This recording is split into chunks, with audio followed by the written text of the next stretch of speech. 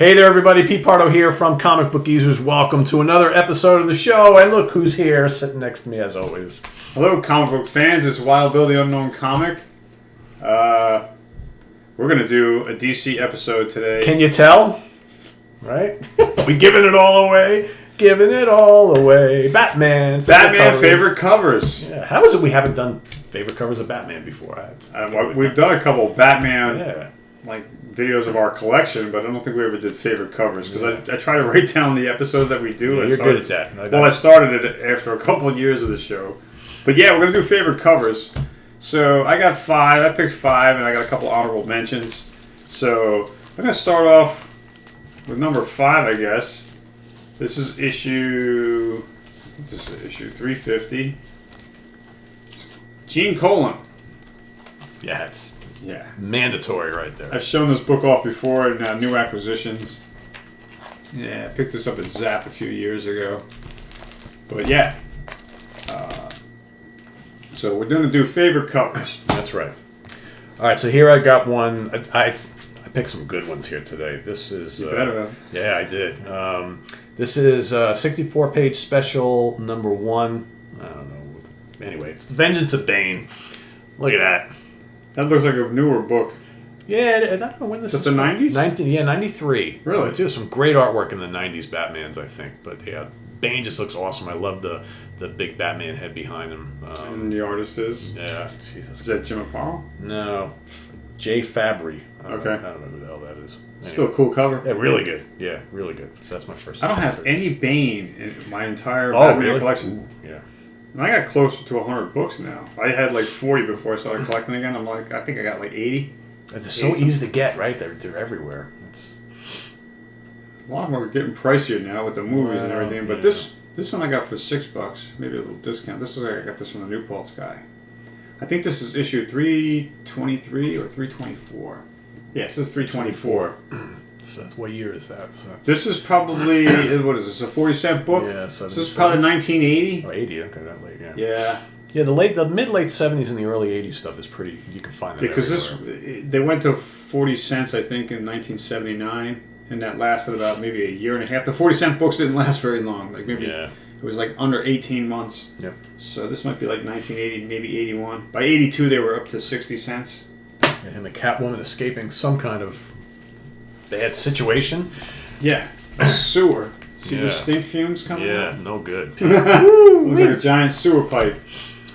All right, so the next few I'm going to show are in a specific little run where the artwork was done by Paul Gulacy, who of course worked for Marvel on that great Master of Kung Fu run back in the 70s. Epic Magazine, he did some covers. And he worked with DC on the Batman Legends of the Dark Knight series for a little bit. And the artwork inside and the covers are amazing, so I had to show these. Doug Mensch did the writing on these. It's a 5-part series. And this issue number 137. Of course, these are newer books? What year was I'm looking at the barcode down there. That looks like a newer book. Yeah, I don't remember exactly. These are in the 2000s. That's from this century. Yeah, hold on. Let's open it up. He says, hold on. Hold on. Have you got a minute? Ripped the tape. Did you? That's all right. It's just tape. Yeah, it's just tape. This was 2001, actually. Oh, wow. Nice castle. Yeah. Ooh, look at that. Yeah. That's Alfred E. Newman. That's cool. But yeah, just to give, for those of you who, I'm going to try and get you a really nice example of, for those of you who read the eyes were creepy. Hugo Strange, yeah, look at that. It showed the Batman eyes. He's bugging. For those of you who read the Master of Kung Fu series in Marvel in the 70s, you should well know the talents of Mr. Gulacy, and he does not disappoint here. And again, I'm not that big on some of the more recent stuff, but this is quite good. I mean, look how well he draws Catwoman. Good stuff. But these covers are spectacular. So that's my next one. I'll continue on with more of that in a minute. All right. Again, I guess coming in at number 3. I just recently showed this book off recently, but just love this cover, man. I just the cape effect, the gliding effect with the cape. Now this is Batman 306. Well, it's old school because that gives you that even though this book was from the 80s. This is 1979. 79. I mean, it's the depiction of Batman is very much what you would have expected back in the 40s and 50s. In the background, always when you got a full moon background cover in a Batman book, it just Gotta have it, right? yeah, it sets the mood for the cover. Yeah, and it's that kind of dark Gotham type of thing, right? So here we got the second part two of 5 in the same series here. This is issue number 138. So, again, another great Galassi cover. And what I like so much about this is there was always this mysterious love thing going on between Batman and Catwoman, which was always just a great subplot all throughout the history of Batman. Yeah. So. This was the oldest Batman in my collection when I was a teen. Oh, yeah, that's Issue 277. I just love that. Yeah. This swamp monster thing grabbing his cape, like, come back here. Yep. And Batman quick with the fire. Yep. But I love this cover. And this is 1976. See, the Bicentennial year. 30-cent book. Salute DC. Salutes the Bicentennial. Yep, they had that banner across all their books that year. Yep. And then these little numbers up in the corner correlate to what issue. Like this 11, there's a checklist in there that would represent... Of all the Bicentennial issues? This would represent Batman. Yeah, that was pretty cool. Go ahead. Part 3 of 5 in the Terror miniseries here. Issue number 139, Legends of the Dark Knight. Look at this, bringing the Scarecrow into things. The Scarecrow. Yeah, look at this. So Scarecrow's got Batman in his clutches. He's hung up on the post there. You got all the crows picking at him, and the Scarecrow's got the sickle there. The skulls all over the place. That's just a really ominous cover. Totally love it. Definitely cool. I'm not sure if I Are you found it. looking for the checklist? I'm not sure if that's it. Yeah, that looks just like an ordering thing. They used to have it in almost every book. Ah, is that it? That's it. Yep. So they had this checklist, and that the Batman 11. So for those of the folks who wanted to collect every single issue that came out during the Bicentennial, there you have a running list issue by issue of all the ones you missed. And they're not even alphabetized. Probably because it's this. You probably in the next issue you would have seen Batman on it because it was this issue. You know what I'm saying? So I hear you, but I don't know what you're saying, and I don't have my glasses, so I can't read that shit. But there you have the checklist. I thought that was pretty cool that they included the checklist of all their Bicentennial books. Collect them all. Yes, spend more money, kids. Because the curse is real. All right, you're up. I got another one? Yeah. All right. I guess my number one favorite Batman cover, which is something I just picked up recently with my buddy Kirk when we went to the Clifton Con. This is the oldest Batman in my collection. This is issue, 209? Yep. This book is, I believe, from like 1968. But I just love the cover. Now Batman's a tiger. That's just really cool. Good rendition of Robin. And the Batman logo on top's a little bit different. Yeah, it's great. You know? This camera, I can't deal with it. My finger. Anyway, I just love the head. The little pointy ears. So that's my favorite Batman cover out of my collection. And I have some honorable mentions for you. But go ahead. All right, so since I brought it up, I'll just do a 2-for-1 here because they're both great. So it's continuing on with the Terror series, part 4 or 5, issue number 140, and I'll go to 141. So here again, the Scarecrow plays a big part in this. So here you've got this one right here. So the Scarecrow has captured Catwoman. He's got her under the fear toxin, and then in the background is Batman ready to make a comeback and kick his ass. And then look at this, Hugo Strange back here, like this zombified Hugo Strange. You got Batman and the Scarecrow in mortal combat below. I mean, God, look at that. Paul Galassi, man. Look at the arm. I know, right? It's a Godzilla glove. Basically, right? That is definitely cool.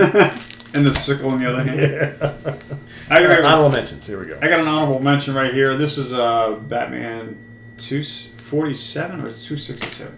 It's 267. 267. That's a good one. This was actually the oldest in my collection a couple of years ago. I think I got this from our buddy Paul, who shows up at cons. Yep. And I want to go to his house, but he keeps blowing us off.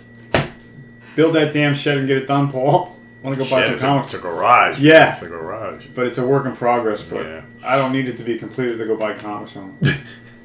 Just let me go there and look, right? Yeah. I think I picked this one up at a con. I think I got this from Zap. The Spook?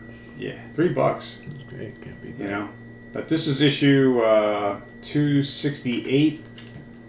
No, 276. I thought they were in sequence. Okay, that's 2 honorable mentions.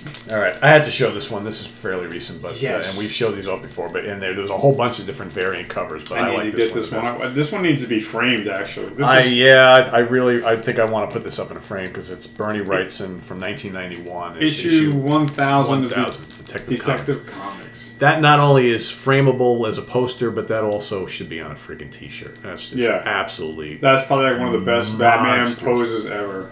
So good because A, the colors are amazing. B, it's Bernie Wrightson for crying out loud. But the fact that he's sitting there on the ledge, just kind of waiting and looking the cape over. factor, man. Yeah, the cowl looks amazing. I mean, it's just so good. I mean, I bought 2. I bought another one too. We went when this came out, the weekend it came out, and I put down $20 for 2 issues. Yeah, they're $10 a piece. Yeah. There's like 7 or 8 stories. Kevin Smith is one of the story writers in there. Yeah, it's just a great cover. You guys know Kevin Smith, don't you? The guy who started it all, comic book man. That's right. Whoa, kicking the table. Kicking the table. Sorry about that, folks. It's all right. This is Batman 293. Oh, Lex Luthor. We got Lex Luthor and Superman. Lex taking out both Superman and Batman on this cover. Who would have thunk that? Yeah, definitely cool. Honorable mention. How about issue number 327? Yes, I have this one. Batman in the Asylum. Yes, that's a good one. Look at that. I bought that off the rack. Enter Asylum Sinister. Really cool. You know, Batman during the this time period seemed like he was always in great peril on every cover, right? It's like just. The issue before this is being sentenced by Two-Face. Yeah, I have that one too. That's cool. I almost pulled that one too. Joe Kubert cover on that one. What number was that? 327? 327. Here's 321. Oh, there you go. Joker. Yeah. This is the only book I have. This is my second Joker. The first one I actually got. Then I picked up one from Zap a few months ago, which is issue 260, I think, which is 100-page thick. But this is from like 1979, maybe 1980. It's a 40-cent book. But this was like the first Joker in my collection with Batman. I think one of these days when we go to one of these shows or one of these, comic shops, I'm just gonna do nothing but buy Batman. I'm just gonna go and buy like 50 Batman issues. I have a lot of them. They've been racking up. Yeah, I don't have a ton, but I have. I don't have that one. You're going to show. Oh, this one's great. This is 388. Oh, okay. This is with Captain Boomerang and Mirror Master. Very cool. Again, look at Batman completely in peril. You got the boomerang flying around. I never saw Captain Boomerang fight Batman. I always thought of him as a Flash. As a Flash, yeah. He did some crossovers. This is a really cool book here, and I love the cover because it depicts you got the boomerang flying through, and you got all the different mirrors, like reflections. All over the place. Yeah, and of course Batman freaking out, right? So yeah, good one. 342 with the Man Bat. Oh yeah, that's a good one. Yeah, definitely cool. Anytime the Man Bat shows up in a Batman, you're right. Comic, you should get it. Yeah, very cool. Yeah, I just picked this one up from Zappa within the past year or two. But yeah, this is a good one. All right, I'm going to go to the New 52, which I thought had some really good covers and some pretty good. And this is 2011, so I bought a bunch of these. Oh, wow. This is issue number 1. Again, great artwork here. Wow, number 1. Yeah, number 1. Okay, and how long did this go? 52 issues? I'm guessing. I don't even remember. I stopped after a while, but right. yeah, they was basically DC's big reboot back in 2010, 2011. Some comic book know-it-all you are, huh? Lacking. You are lacking and slacking. I don't really care. Yeah, but anyway, good artwork here, good cover, pretty good storylines in these two. So I got a couple. I heard they were good with the New 52s. Yeah, they were good. It didn't last that long, but I like this cover. This is 343. Oh yeah. This is the one I've talked about this before. Recently, I talked about my cousin giving me an issue with Poison Ivy, which is the very next issue after this. But I just love how he's pinned up against the wall with the daggers, and that last one's coming for his chest. Do you remember who threw the daggers? No. No? Okay. Well, it says Jerry Conway, Gene Colan, and Klaus Janson. So I haven't read this in a couple of years. Okay. So. But honorable mention. Batman: The Dark Knight, New 52, number 2, The Fury of Two-Face. So So they had this whole thing where a lot of Batman's enemies were taking this like kind of like super serum, and they were all becoming like these giant hulking creatures, a little obviously more menacing than they normally were. So you can see, Two-Face. well, you can see how big Two-Face is here, right? All these muscles and stuff. So the Joker took some of that, and a few others. It's like, because I kind of think of like what Bane was taking, right? But just injected in some of these other guys. But really good stuff. Really dark. These are really dark. Issue 440. This is a George Perez cover. Nice. Someone's got him in his sights. Could it be Deadshot or that would be my guess. Deathstroke or But one of those dudes. One of the this is the late 80s, I believe. It's got to be right. Yeah, this is like 87, maybe 89. How about issue number 3, Batman the Dark Knight, New 52, snared by the White Rabbit. Never heard of her. Me neither, but it's a cool cover nonetheless. Really good artwork. David Finch, Paul Jenkins, and Richard Friend. All right. 445. Batman goes to Russia. Nice. Just don't go to the Ukraine. This is early 90s, I believe. Video game. Action. Remember Double Dragon? Wow. Fighter game? Yeah. Wow. And my last one for today is issue number 4 of Batman the Dark Knight, the New 52. And I'm sure you can imagine who the villain is in this one. All right. This Poison Ivy. Right? Cool cover. Good artwork. Getting towards the end of my Batman collection. That's great. 493. Yeah. I believe this is Jim Lee. Yes. He's got the pointiest ears. I know, right? The cape, it's just the massive cape. Yeah, so evil looking. I have. It's amazing he doesn't trip over it. I have a bunch of these issues in a trade. Okay. And I love the artwork because he's just so different, right? Yeah, but nice style. Jim Lee has amazing style. And then the very last issue of my Batman collection, issue 500. I'm stopping right there, 500, because I'm trying to collect between issues 200 and 500. But I got a lot. And this is part of the Nightfall storyline. Which notice how short the ears are here. Oh yeah, it's a big difference, right? Jesus, couldn't look any more different. What happened? It got trimmed. His ears got trimmed back. Actually, hold on a second. Doesn't matter now. It's not Jim Lee. It's Kelly. Yeah. See? Yeah. There you go. Geezer's making a mistake again. Yeah, it happens. Hey, I don't care. I really don't. I don't have to take a test. So, there you have it, guys. Some honorable mentions of our Batman collection. Special edition of Comic Book Geezers for the DC fans who feel cheated every time they watch this show. And, we do a fair amount of DC stuff, but the truth is, the gist of it is like 95% of my collection is Marvel. Yeah. And you're probably I'm probably more like 80 or I would say 70-30. Yeah, well, because you got all that Flash stuff. I got Flash, I got Superman. Yeah. I have some other Justice League of America. Yeah.